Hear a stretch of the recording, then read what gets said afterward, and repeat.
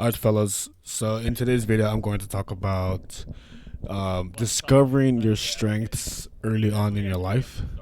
This topic came from an inspiration when I was watching something about self development earlier this week, and I just thought that this would be a good topic for me to speak on. Um, Essentially, the idea that I want to convey here is leveraging your strengths to lead yourself to a desirable outcome, right? And on the flip side, of course, we all have weaknesses, and this is something we're gonna have to two things. First, acknowledge what exactly we aren't good at. It could be public speaking, it could be outreaching, it could be cold approaches, or it could be something more technical, like you just don't know how. You don't like math, you don't like programming, you don't like all the techie stuff, and that's perfectly fine. The the point, the effort that you need to make is, it leads to my second point, right? Like, how can you compensate for your weaknesses? How can you improve your weaknesses to the point where it's not really noticeable? And of course, you should try your best to make sure that your weaknesses are compensated through someone else's strength, right? And this is pretty important when you decide on what kind of partner do you want in the future, right? Because ultimately, what I think in partnerships that you have with your boyfriend or with your girlfriend, it's important to understand. It's important to understand that you guys work as a team, in order to achieve and live the best outcome for yourselves, right? But before I get into all of that, I do want to talk about the video that I'm showing right now. Um, I don't know about you guys, but I have a few games on Steam, and one of them is World at War. And when I was a teenager or smaller even, I used to watch all of these custom zombies videos from a YouTuber called Yodi Slaya. Rest in peace, homie. Your videos really inspired me. But anyways, yeah. So this is a map called Monopoly, if you haven't guessed it, and which is funny because but my teammate here is his character is a communist, and we're on a game about capitalism, right? And maybe you won't be able to, maybe you won't be able to hear it, but throughout the match, this guy just yells revolution like pretty much all the time. But anyways, that's a bit of the map. This map is pretty funny. It's pretty fun, and just playing this in co-op just makes it 100% a lot better. So thank you for that, homie, for wanting to play this map with me. But anyways, back to the topic at hand. It's basically trying to understand your strengths as early as possible. The flip side to that is understanding what you're good at and taking advantage of it and working on it at a very later age, when pretty much your life is full of responsibilities and other issues that you just have to deal with naturally, because you just have more responsibilities as you get older. Which is why I'm advocating for people to explore what they like, explore the strengths, explore the weaknesses at a very young age, so you guys can plan accordingly.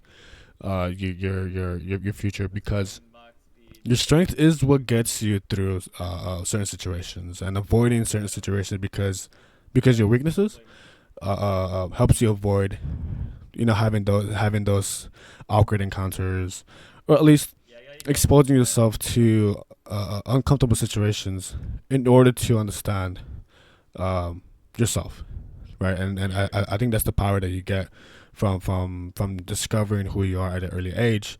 You start to understand what you don't like, what your interests are, your hobbies, and this plays a huge role when you start to get out there and explore as a young adult.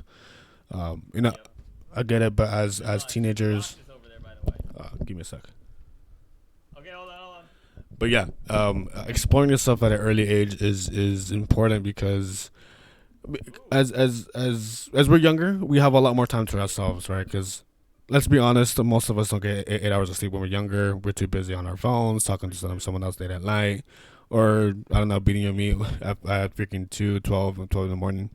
I don't know, what have you. But the point is that you have time to yourself. You have time to explore certain things about yourself, and and this is the time to do it. Let's suppose you have 8 hours of high school and college. Let's suppose that you have a minimum 5 to 6 hours of sleep. I don't know how people can't I'm not sure how people can function with less hours. I mean, I've done it before, but it's just a pain in the butt.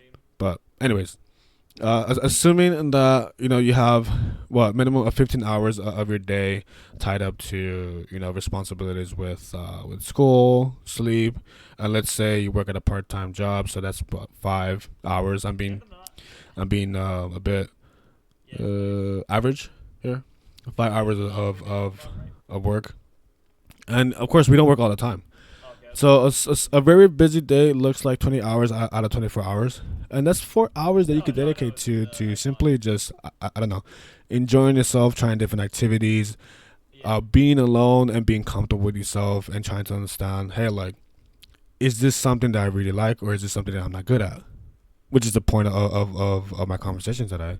Understanding your strengths is important because you get to experiment, you get to fail, you get more curious as you go, and essentially you're more open to pretty much any random opportunities that heads your way, even the most uncomfortable ones. And so the point is to really get out there and to explore. And the main point I'm trying to convey here is to get to know yourself at an early age, so you know what you get yourself into when the opportunity presents itself. And yeah, I was on a roll right now. I'm blanking out, but that's essentially what I wanted to talk about. Just exploring yourself and being better. Taking just leveraging your strengths into a better position. I think right now I want to share a personal experience.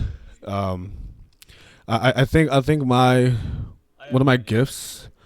I should probably talk about that too. But one of my gifts is, which is obviously a strength, is being able to, or at least at the time when I was in school, is picking up new material quite easily as opposed to other people.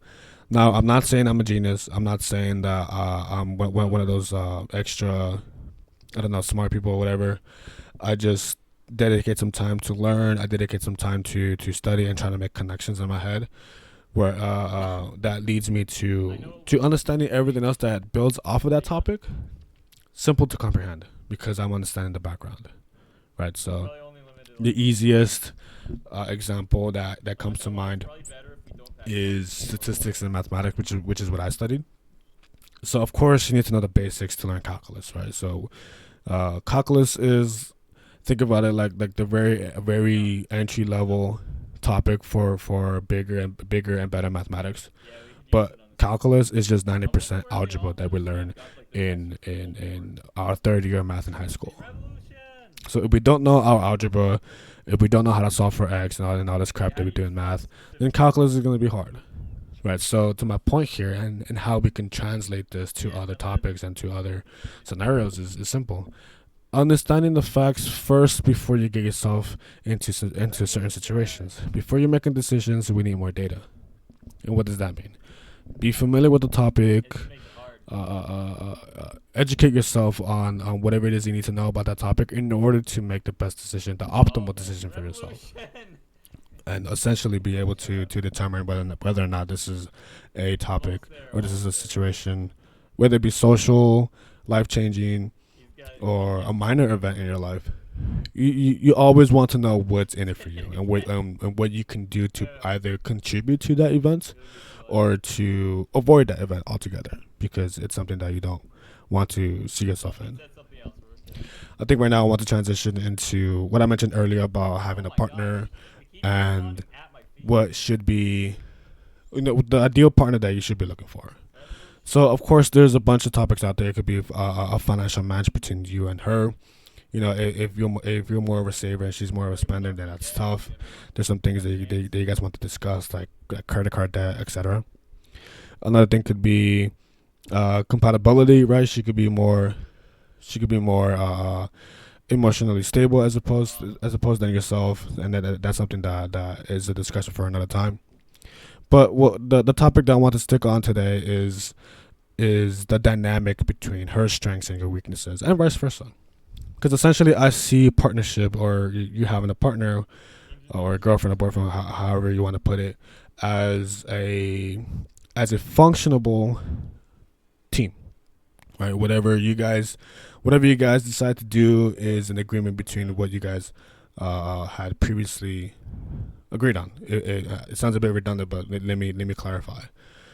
Uh, having these open conversations with your partner about what is her strengths and what is your weaknesses, and how you can contribute to this team that you and her have, to the point where if she isn't able to do certain things just because she's either shy, she's physically incapable, or or whatever weaknesses that this person may have, you can go ahead and step in and provide value to that person by contributing and try to make up for that weakness, and vice versa too. Say you're not as logical as she is. Maybe you're not as emotionally stable. Maybe, I don't know. You don't have certain things, right? But this other person does have, and this is the part where she would kick in, right? And of course, this assumes that the relationship has this this this this dynamic where one gives and takes, right? It's never about always giving and never receiving anything, right? And it's something that it's hard to get nowadays, but once you have it, please don't let it go. But anyways, fellas, that's pretty much all I want to talk about today. I hope you guys enjoyed the content that you guys see on your screen, and pretty much what I had to say. In conclusion, I just want to say, please discover yourself, take opportunities to hang out with yourself, to explore hobbies, to pretty much get out there and start living life, so you understand what to avoid, what you want to be a part of, and what you can work on to make sure that you are the best version of yourself, regardless of whatever situation that you find yourself in, both comfortable and uncomfortable. Alright then, fellas, I'm gonna call it a day right now. I'm gonna leave the gameplay until we pretty much end the game. I think it's gonna be right now, but anyways, fellas, later. Lucian. Oh, what? What? What? What? Your thing! Your monkey killed me! Oh, my monkey blew up and... Of course, it had to make me get down. My monkey blew up and it actually blew up like a grenade in my face and it slowed me down. Okay, I'm gonna end it now. It was stupid. Yeah. The monkeys aren't supposed to damage you, right? But it's not a frag grenade. I swear to